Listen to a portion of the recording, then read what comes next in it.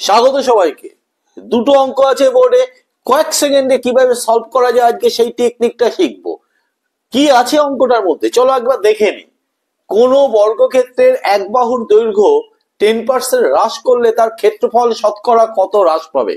আচ্ছা, কয়েক সেকেন্ডে বের করার টেকনিকটা তো শিখবই, তার আগে একবার ট্র্যাডিশনাল মেথডটা একবার দেখে তাহলে ক্রস চেক করতে পারবো যে ট্র্যাডিশনাল মেথডে যে উত্তরটা বেরোচ্ছে সেটা শর্ট ট্রিক্সে বেরোবে কিনা। চলো তাহলে দেখে নি। কোন বর্গক্ষেত্রের একটি বাহুর দৈর্ঘ্যকে 10% হ্রাস করলে, ধরে নাও একটা বাহু হচ্ছে এ, ক্লিয়ার, দৈর্ঘ্য ধরে নিলাম, হ্রাস পাচ্ছে কতটা 10%, তাহলে হ্রাস পাচ্ছে হচ্ছে এ, এর মানে গুণ 10/100, একটা একটা শূন্য কেটে গেল। হ্রাস পেয়ে যেটা হলো সেটা তার মানে মাইনাস করতে হবে, আগে বাহু ছিল এ, এখন হ্রাস পেয়ে হচ্ছে তার মানে এ বিয়োগ a/10। এইটাকে তুমি যদি মাইনাস করো 10 লসাগু আর ওপরে হচ্ছে 9, একটু ক্যালকুলেশনটা দেখে নাও, নিজেরাই বুঝতে পারবে। প্রথমে যে বর্গক্ষেত্রের বাহু এ ছিল সেক্ষেত্রে ক্ষেত্রফল কত, বাহু স্কয়ার অর্থাৎ এ স্কয়ার।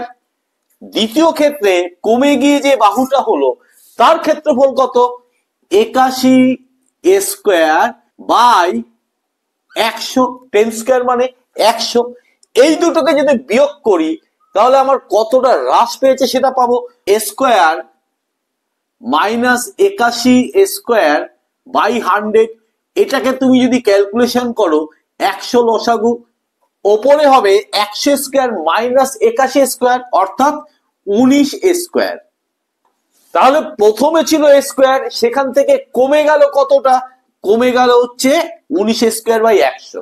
তাহলে একটু ঐকিক নিয়ম করি, এ স্কয়ারে কমে যায় 19 স্কয়ার বাই 100, একে কমে যায়, এটার নিচে কি হয়ে যাবে, স্কয়ার চলে যাবে অর্থাৎ গুণ এখানে স্কয়ার।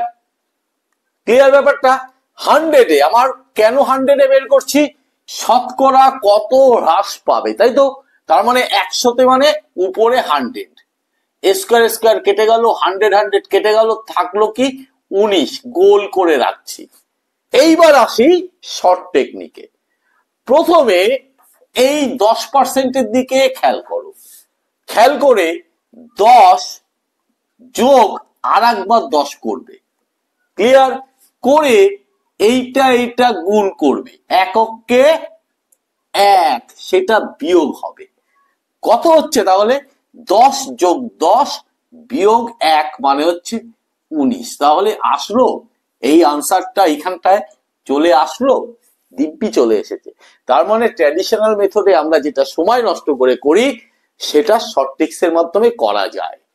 এই অঙ্কটাকে যদি করতে চাই কত পার্সেন্ট, 50%, তাহলে তুমি লিখবে 50, আবার একটা 50, 5 5-এ কত 25, সেই 25টা বিয়োগ হবে, তাহলে কত দাঁড়ালো 50 50 100, 100 থেকে 25 বাদ দিলে 75% হ্রাস পাবে। এই জায়গাটায় পার্সেন্ট দিয়ে দাও। ক্লিয়ার ব্যাপারটা। আজকে এই পর্যন্ত। আজকের আলোচনা যদি ভালো লাগে লাইক করো, কমেন্ট করো, ভালো লাগবে, আর যদি শেয়ার করো তাহলে তো খুব মজা পাবোই পাবো। আজকের জন্য টাটা, বাই।